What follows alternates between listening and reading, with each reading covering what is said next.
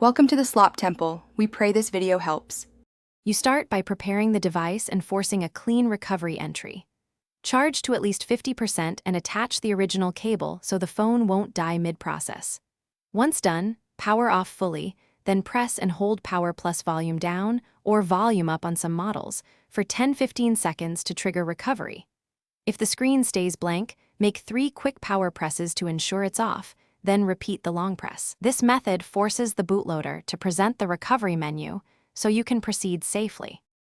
You now navigate the recovery menu to repair the stuck state. Use volume keys to highlight options and power to select.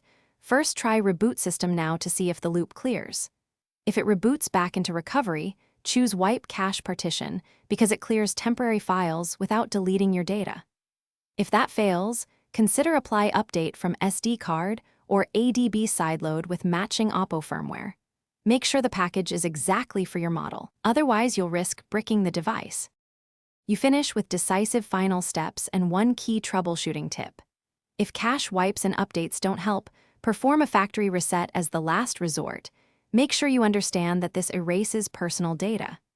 If the reset fails or recovery returns, use the official Oppo recovery tool or contact a service center to reflash firmware safely. If you need remote support, document the exact model and OS version. This information speeds correct firmware selection and prevents mismatched installs.